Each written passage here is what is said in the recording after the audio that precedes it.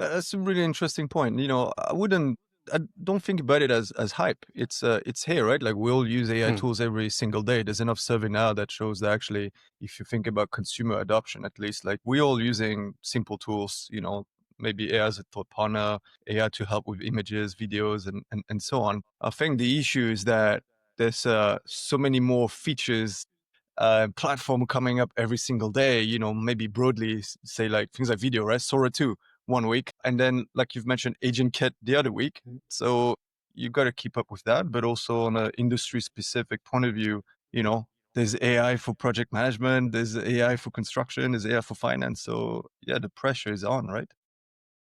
I'd probably categorize skills or like tools based skills. So like how do you use the latest, sort of to agent kit? How do you familiarize yourself with those new platforms? But then there's another category of skills I think are more lasting and adaptable, right? Like you've mentioned customer. So being customer focused, understand the customer problems, what's going to create value, what matters for your customer, is it in the context of video generation, like you pointed out? Is it reacting to news and then be able to show a video really fast? Is that what's going to add value? So it's responsiveness to Hmm. market. Then, all right, like let's see how AI can help us deliver that because that's what really matters to our customer.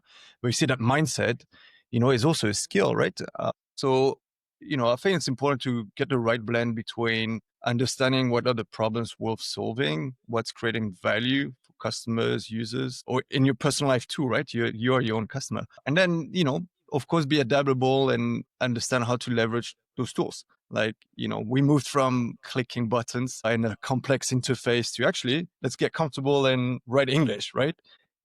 Now I think everybody has to be comfortable with like conversing with a platform, which wasn't the case before, right? So, I mean, the original story with Educate AI is I have to take you back to when I was doing my PhD. I was teaching a lot. I think we're talking about 2011, 2015, right? Like before Hmm. ChatGPT was even a Yeah. thing. And, I was teaching Java, like the programming language, and really enjoying it. Now, the bit that I really found, talking of fatigue, Yoshi, is that I had to give feedback to students on their assignment, like coding assignment, right? And I kid you not, I had like 50 students, they all were writing like a Java program, 200 lines of code. I had to go down the corridor and print like every single like pieces of work. Oh. Obviously the printer wasn't working, then the ink, all of that.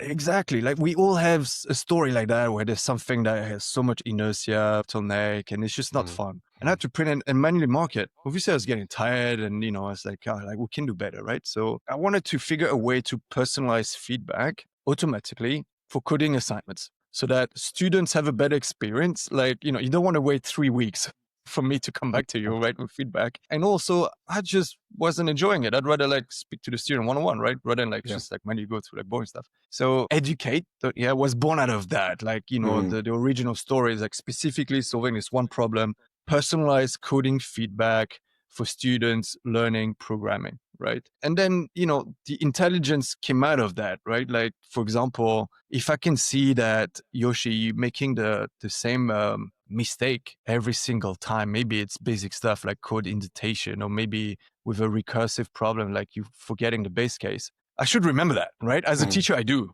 So next time I see you, Yoshi, it's like, hey, like you've made this mistake again. Like, come on, man. Like, let's recap this stuff, right? So this is where intelligence came in. And I think you made a good point earlier, James, data, right? Like actually to make the system intelligent, you need some history, right? I need to Yeah. remember that you've made this mistake. So here's a recommendation that can track if the recommendation is successful or not in the future and then adapt, right? So Educate was born out of that specific pain that I was feeling. And obviously we scale it to something, much bigger now. We give feedback on business scenarios. We give feedback on like complex programming challenges and whatnot. But fundamentally, it's about delivering a better student experience and freeing up the teacher so they can focus on the student. I think it's really empowering product managers to like be able to like test and validate like customer requirements, and like put it together and like, hey, like how about this feature here? Like does that solve the problem that you had, right? So I think there's quite a lot of benefits that you can make use of vibe coding, like in product management. What do I think about the future? I would, when we talk about production, It depends. Like, when is production readiness valued? Mm, Clearly in the enterprise world, like, if you're a large bank, you better not screw up with your customer data, and you better like not reject the mortgage because of whatever reason. Like, so then you need to be extra watertight. So you care more there. But guys, like, let's say, you're an entrepreneur, and you've got this cool new idea for a new video game, and it's going to be super cool. Then like, let's just create the video game, put it in front of users as fast as possible, and learn and enjoy that experience and iterate. Maybe you care less if there's a bug. You care less if there's yeah. like something that doesn't work, right? So I think it depends. I think there's so much value now for prototyping and getting things like to market quicker and get feedback from it. In some industry, it doesn't matter if there's a few bugs here and there. I'm a big believer that you got to tailor education to your students' needs, and we can categorize that on multiple levels, right? One is the way you like learning. It might be like anything from like video to audio to text to graphics to interactive to passive. Let's just broadly that's like learning modality. But then there's like industry. Like somebody in finance, you gotta have like finance examples, finance use cases. Someone's in healthcare, that's just not going to be relevant. So it's going to be Mm, not going to be impactful education at all, right? So you got to focus it based on the industry, but then you got to focus it on the role as well, right? Like if you're an exec or if you're a software engineer, well, it's kind of different problems that you're dealing with, right?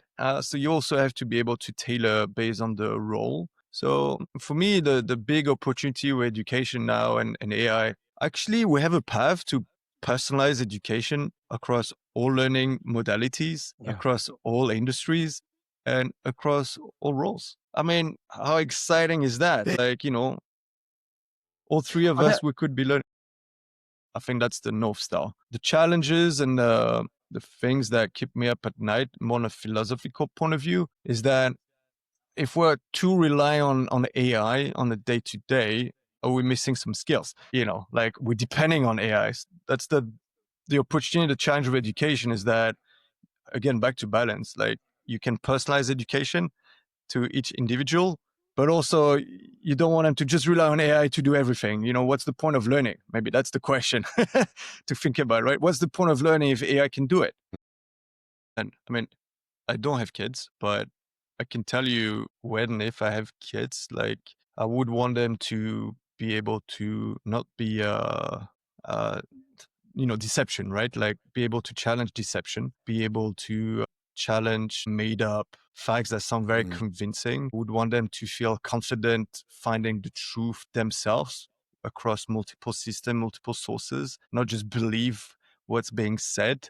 Because we live in an environment where social engineering, I mean, it's a solved thing, right? Like, we can create an avatar of you, Yoshi, and it's going to sound and look just like you. And it's going to be incredibly hard to tell if it's you. So that kind of is worrying, right? So back to learning, yeah, it can get quite dark. So again, I think there's some skills around verification, challenging, critical thinking that I believe are going to be very important to set up the current generation, the next generation for success in this world.